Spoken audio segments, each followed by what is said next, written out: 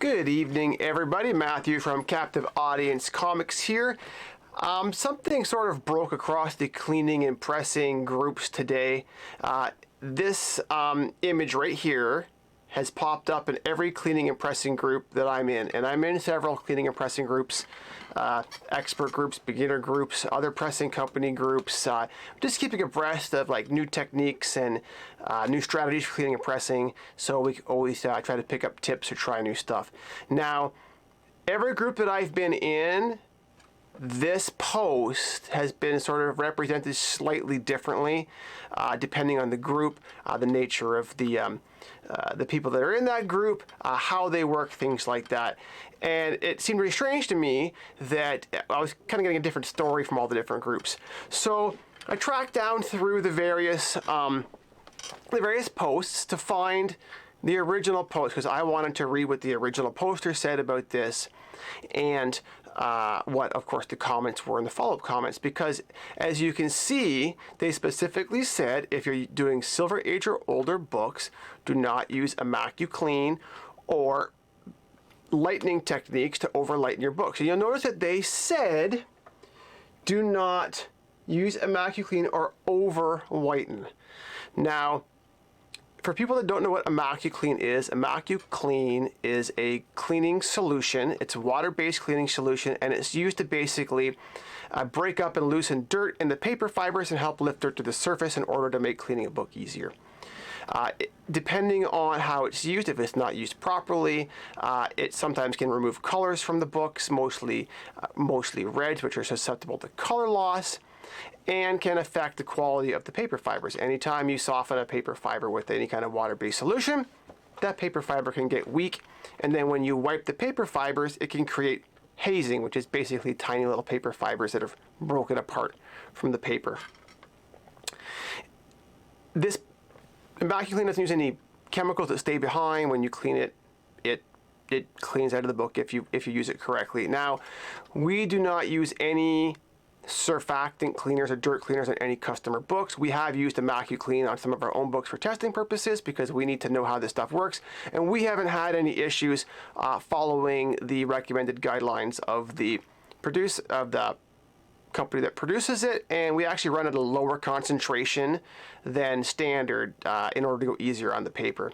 Now, this post has been represented in several locations as a cleaning and pressing service did this to a customer's books and they came back like this. That's not the case. This is an individual who cleaned and pressed their own books, and they even admitted, they said, yeah, I went way too far. They said, well, I over cleaned it, I over whitened it, I just went way too far, and basically it was apparent that they looked unnatural.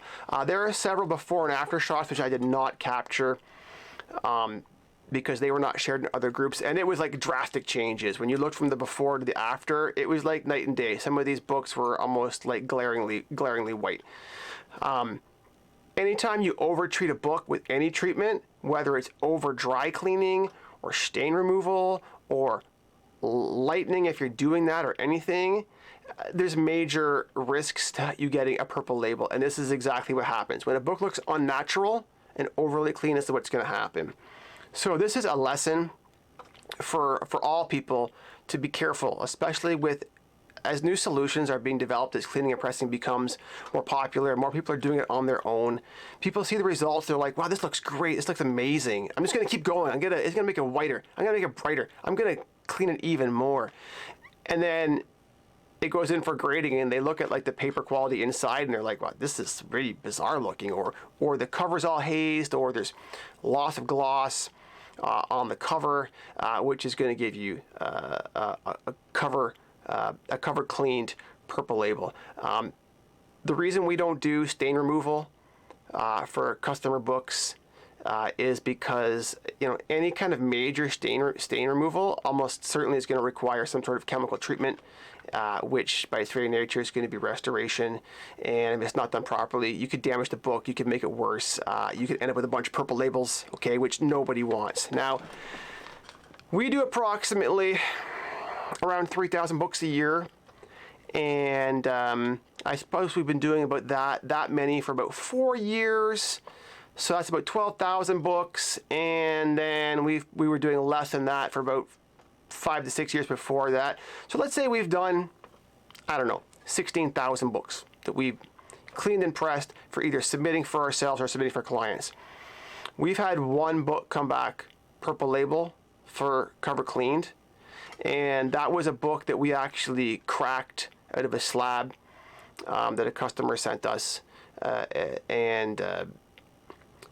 and removed it, and because they had a purple label for a different reason, and then we cracked it and tried to find, it had a small amount of color touch on it. So we were able to find that color touch and remove it, and it came back purple label cover cleaned. So I have to assume that the previous person had done some work on that, didn't get caught the first time, just happened to get caught through us. So just something to be aware of.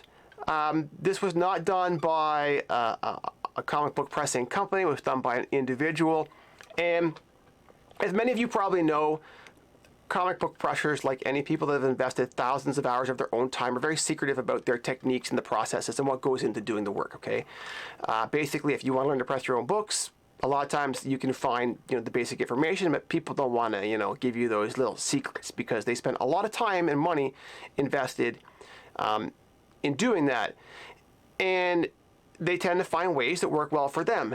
And sometimes new processes come along and they have a problem with that process, or they don't like the way it's done, or they think the way they're doing it is better. But there are lots of great comic book pressing companies out there. Just look at the feedback and look at the results. There's lots of great companies. We don't do the volume of work that some of these guys that just do comic book pressing do full time, because obviously we have an online comic book store. But I don't believe in promoting myself by saying negative things about other people or other groups. I always try to be positive. There's lots of work for everybody in this industry as long as you've got a good reputation and good experiences. And there's no need to talk down about other people and what they're doing. If people are really doing a poor job and they're not doing good work for their customers, well, that's going to reflect in their reputation and their business. And reputation is everything we have in this industry. So if someone is doing something shady, eventually that's going to catch up with them. So we just try to be positive. Lots of great people out there. Find someone that works well with you, that you have a good rapport with, that handles your books the way that you'd like them to be done, maybe from a communication style, or keeping you in the communication loop. Or maybe you just want someone that you're going to hand a book to and say, listen, do whatever you think it needs to be done, and I trust you to do it.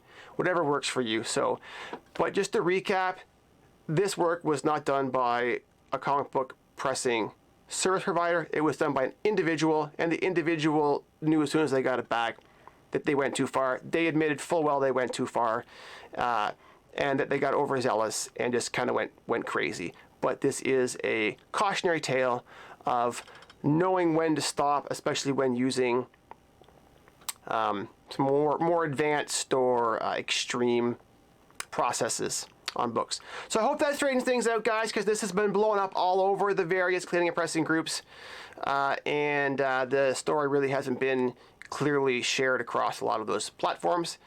And if you have any questions, feel free to leave a comment, and I'll do the best to answer your questions or provide any information. And as always, make sure you like our Facebook channel, Instagram, and we're now live on YouTube. So if you can leave a like on our YouTube videos, maybe give a share, and invite your friends, we'd really appreciate it. Have a great day, guys.